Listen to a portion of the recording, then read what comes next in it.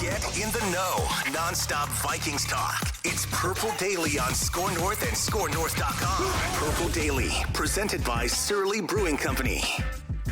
And it's Purple Access, actually, which means Judd Declan and Chip Scoggins, Star Tribune sports columnist, who joins me every week for a Vikings-related discussion. Of course, we go back as partners on the beat at the Star Tribune way back when Access Vikings was the show. Hence, for you kids who are curious about why do you call it Purple Access, it's just a cute play on words.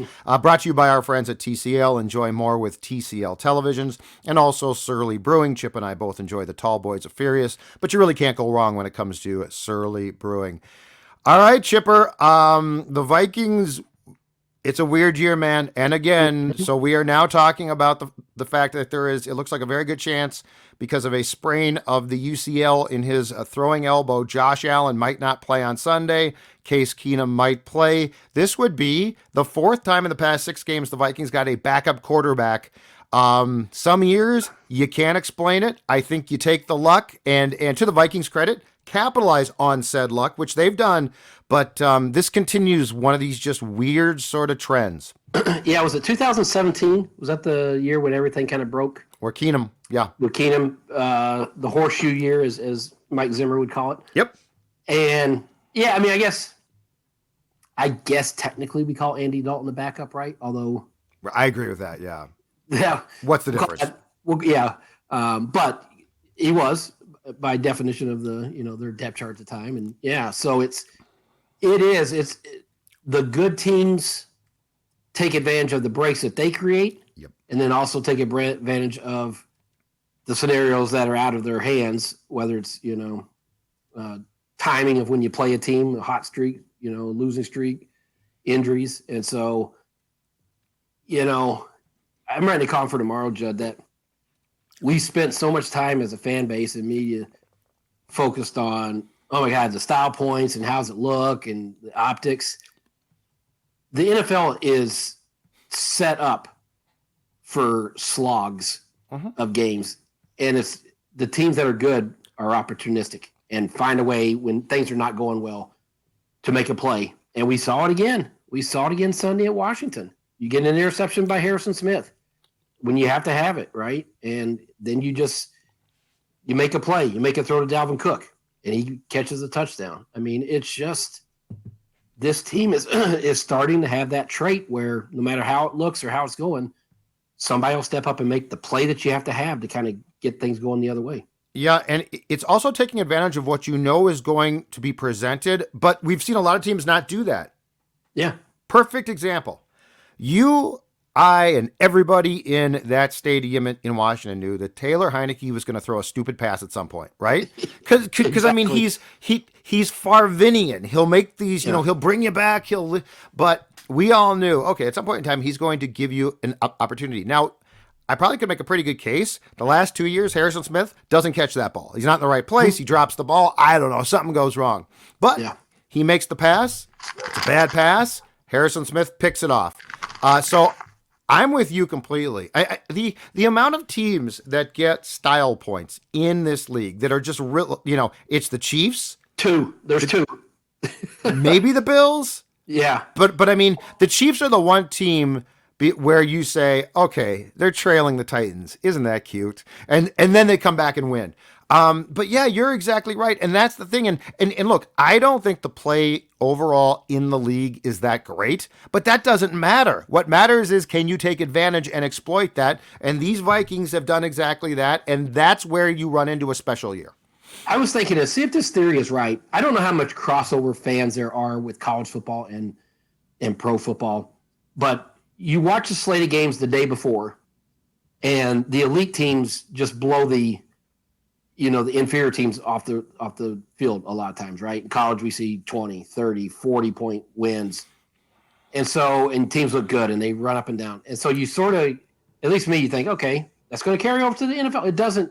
No. The NFL is set up with their talent dispersal that there is not, in college football, it's an ocean-sized gap between the really good teams and the inferior teams. In the NFL, there's just not that big a gap even from, any of these teams. Yeah, now, granted, there's 2 or 3 that are really good, but everybody else is just lumped together, and it's that day. Do you make the play to win that game? And so I think we get so hung up on it should be looking better than this. It should the optics, they're not playing well. It's like this is what the NFL is. They're so comparable that it's hard. You don't pull away from teams. Cousins said that the other day. He's like, after the game, remember he said, "I'm learning that it's just hard to pull away from teams," and I think that's true. It's not a excuse or an indictment. It's just what it is.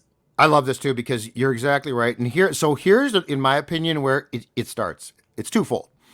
Because, like, the one thing is, I personally don't think, oh my God, these teams are so close because they're so good. I think that a lot of them are very, very flawed, but the flaws all create fun second halves and final quarters, right? Because, like, the first half of a lot of games, including a bunch of Vikings games, is just crap.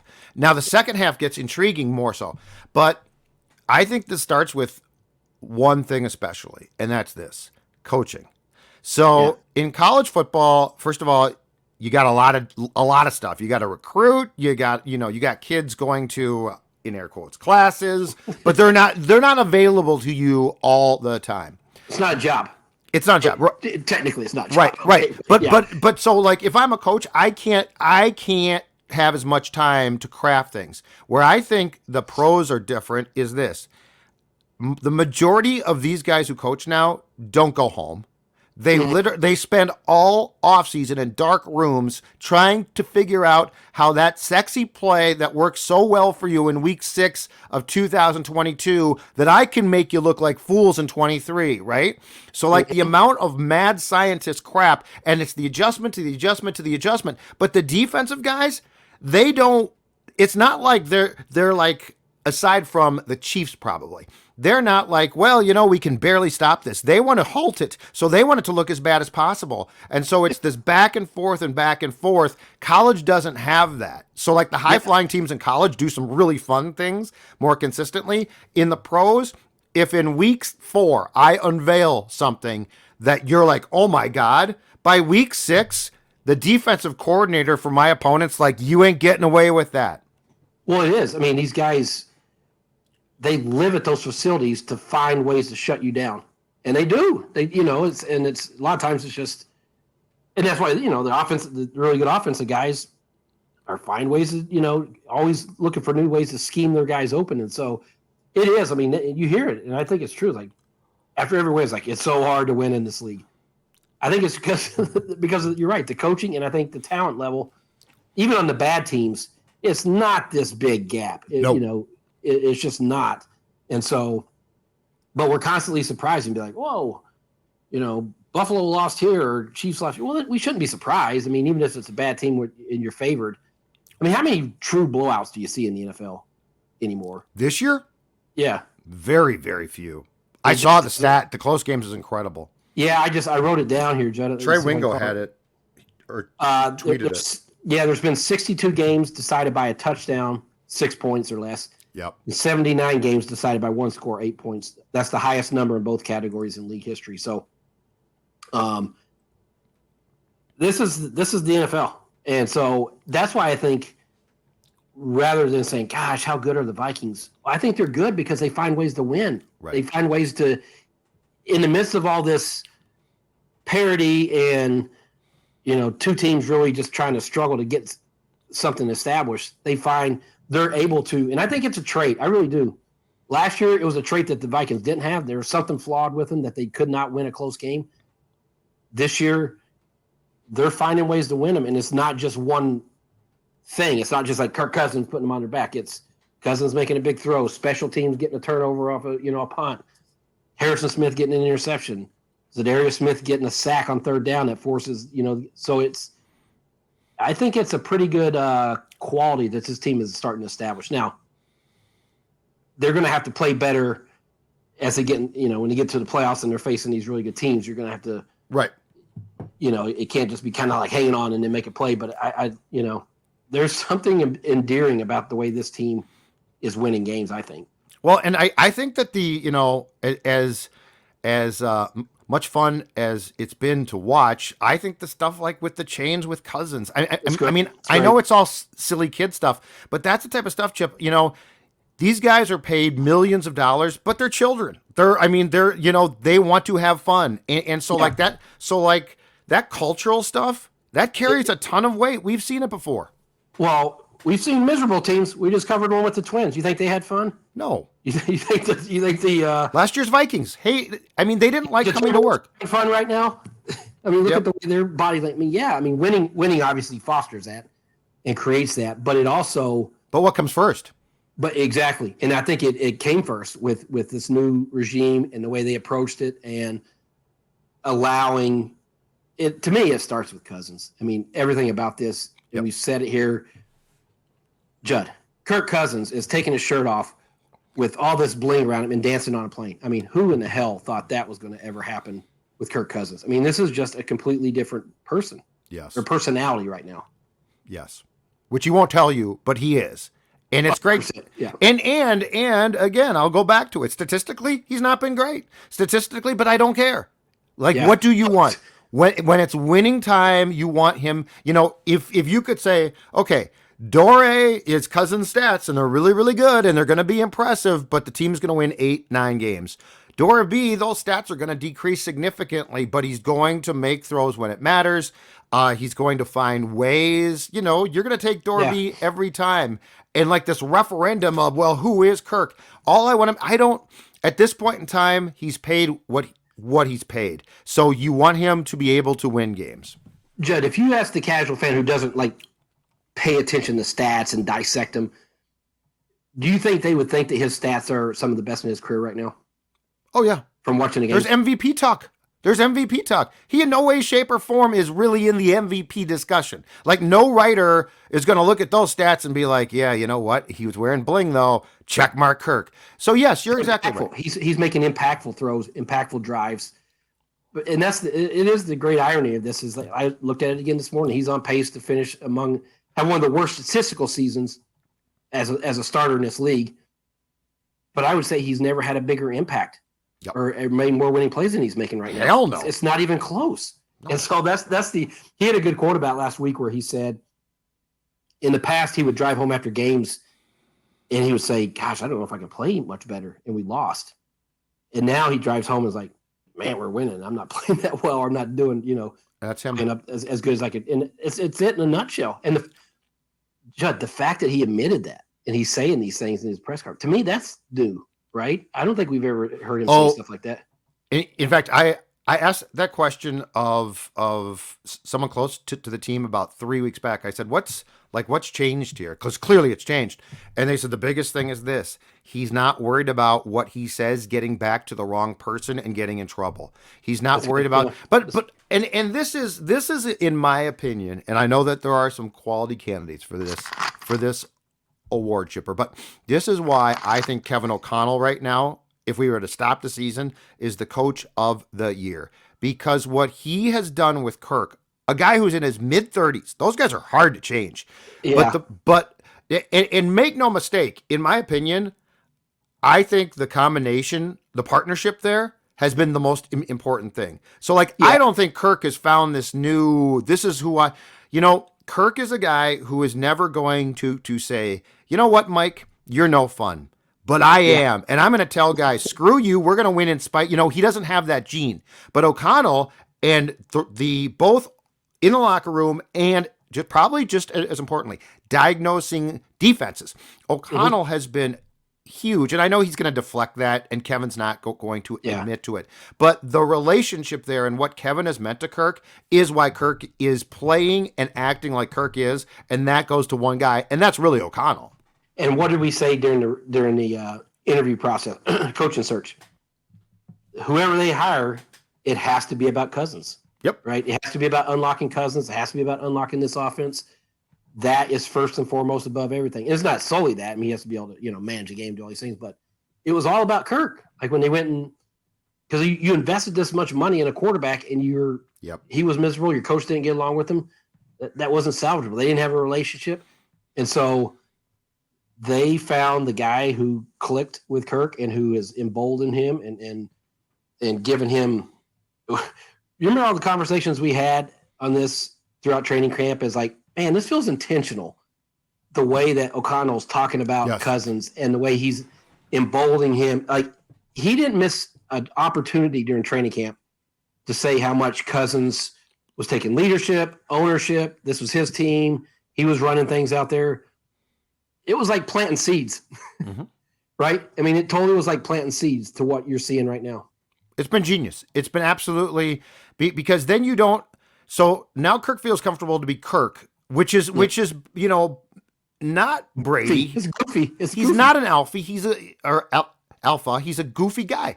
But yes, exactly. And Kevin O'Connell knew exactly what he wanted and what he's doing. And I mean, as a public speaker, he's fantastic. So like his articulation of things has been great. Yeah. But yeah, I really, Kirk Cousins is playing as well as Kirk can now to win games. And I know I know that there's a certain faction, I should say, that are going to hate this next statement. But Chipper, this is why quarterback wins matter. Because quarterback stats, like for all those who say quarterback wins are nothing, it's the rest of the team. Okay, first of all, it's the most important position in sports. Yeah. Second of all, I'll tell you what I don't give a damn about, stats. Yeah. Judd, at some point, your quarterback has to make a play, has to be impactful, has to rise above when things are just kind of breaking down. And it's not, okay, look at the bottom line stats. It's having that key drive. Like, okay, we got to have a score here. And the quarterback having what was the game a couple weeks ago where nothing was going right and they had a long drive and scored. It's like, that's why the record matters. Yeah. And it's, again, I go back to, I don't care what Cousins' stats are right now. He's playing winning football, and he's a huge part of why they're winning because he's making impactful throws, timely drives. He's not, he would say he's not playing as good as he could, as he can, or as he has. I would argue against that. I mean, maybe he's not the throws statistically, no. But, man, he just seems like he is finding a way when they need him most.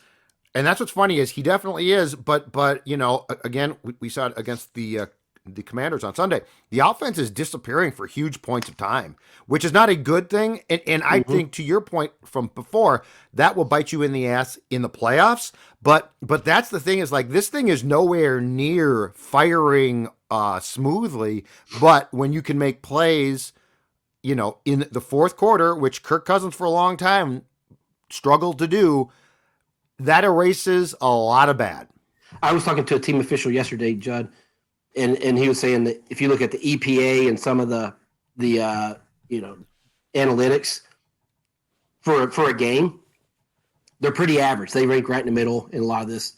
If you take just the fourth quarter, they're 1 or 2 in the league in some of those. So they're good when you have to be. But how much do you think? I was thinking about this today too. Is like, how much do you think this offense is really going to take off now that Hawkinson's here? I think it's going to help a lot because he becomes, if nothing else, at the bottom, he becomes a safety blanket that Kirk doesn't have. And there is no question Thielen is playing hurt. Like, he does not look like himself. He dropped a ball. I think it was his first drop on Sunday. He can't turn and go up now. I think his ankle or leg is really impacting the way he runs. Right? Yeah. But, so, yes. And that trade's a hell of a trade, Chipper. He's been here. He was here, 3 days or whatever it was. Crash course and he looked like he's been here, knew the entire offense. And Cousins was going to him on third down. He was going to him when they needed a throw. Great safety net. And so I just think he's going to have a huge impact on that offense. And I think we're going to see that thing start to be more efficient because now he has 2 really high-end options to go to. And speaking of which, we talked about his stats. How great was it? This will sound weird, but to throw an interception, but to trust Jefferson on a 50-50 ball. It's fantastic. I love that play. And O'Connell postgame made sure to tell you that was a great play. Well, it was. I mean, we've been screaming about it for it. It's like, you know what? You got to live with it. If the trade-off is he's going to win that more times than not, and a lot more times than not, absolutely live with it. He's thrown this year 2 bad picks. The Philadelphia front of the end zone one was a bad pass, and the Bears one was a bad pass. Well, The Jefferson one was Jefferson's fault in because Philly, but there was that's right, because the other end zone. yeah, the Bears, because the week before he checked it down to the Saints in the Saints game, and then came back the next week and he didn't do it, and he threw it over and was trying to get to Thielen. Yeah, that was about. And he said, "Gosh, I should just take the check down." No. Oh right, yeah. No, good idea. Bad execution. Yeah, the Jefferson play, the Jefferson pick on Sunday is a great. I love that play. Yeah, I mean, I would, I'd throw it 10 times out of 10 because you expect him to, he's going to come down with that. So, and Jefferson is weird. Jefferson had one go through his hands later on in the game, so it wasn't his performance in terms of but he still had 100 and some yards. I know it's incredible. I was disappointed, and he had 100+ yards, and he gets a game ball because that's how good he is. But no, I think it's good to see Dalvin use him. Now we've seen him a couple of weeks where they're using him as receiver, and nice got him on that wheel route. Yeah, I mean it's a great throw and that wheel route. So I think that offense is. They're still. I looked at today. I think they're 8th or 9th in scoring. So it's not like, last year were they 14th. So they're definitely where you want them. They should be a top 10 scoring offense. So, but I think it's going to become even more explosive with Hawkinson in there. As we discussed, Chipper, it wasn't pretty, but I actually think of the 8 games that they've played in the 7-1 start, I think that win was their most impressive win of the season. I think because that's a game, in my mind, no question, they lose the last 2 years for sure.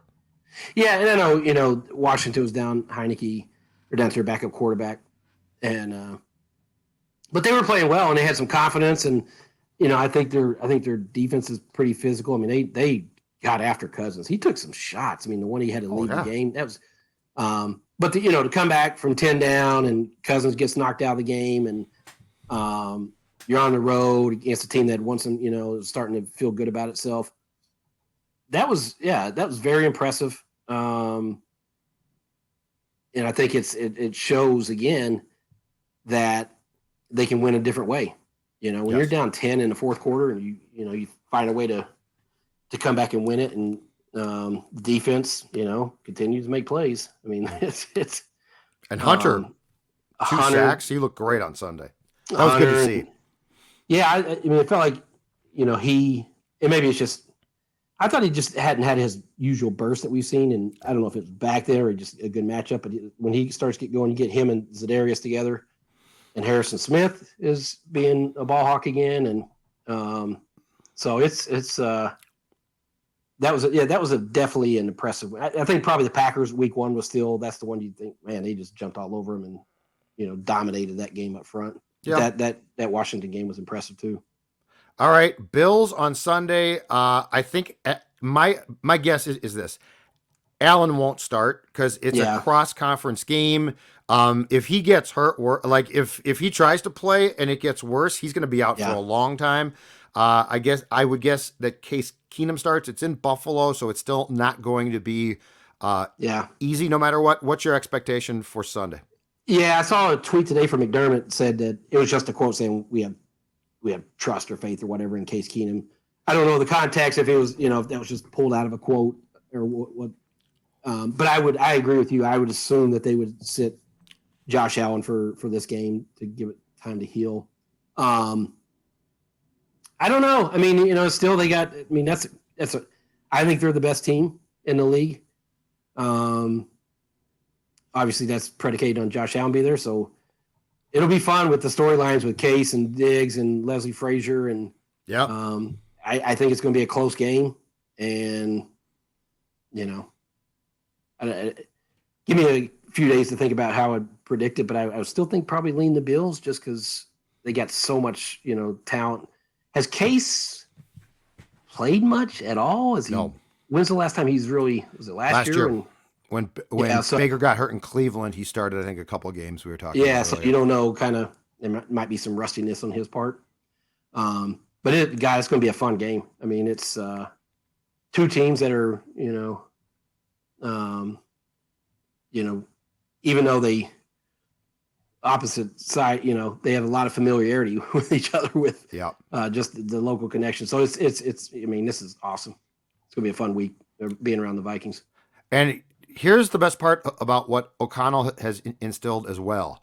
I think it's going to be a fun game and a fun week, but I don't think they are going to be the Vikings. That is uptight going into this game. No, and that's something. And that's something that And this is not just a Mike thing. We've covered coaches before beyond Mike, where a game like this, there would be this inherent intensity or pressure, and it's like you really shouldn't be like that if you're a good team. I think O'Connell. I loved his post game speech to the players on Sunday when he said, "Down by 10."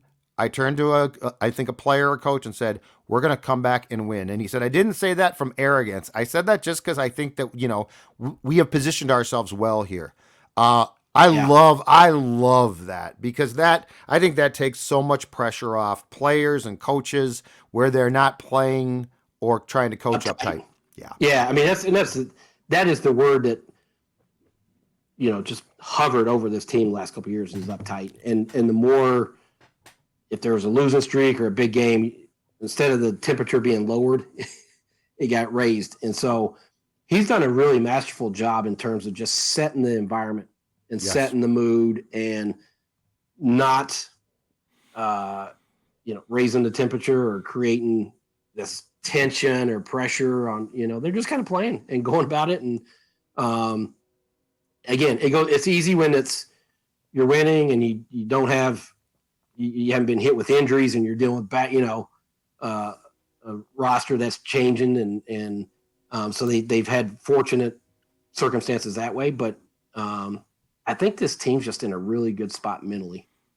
Oh, absolutely. And I do think that the fact that last year, and in particular, really the last 2 years were no fun, makes this better. Because I think there's an appreciation too for coming to work as fun again. Like I wouldn't assume that all of the good feelings of 22 are going to carry over to 23 for sure. Because I think that this is such a breath of fresh air to have an environment where it's fun to play again.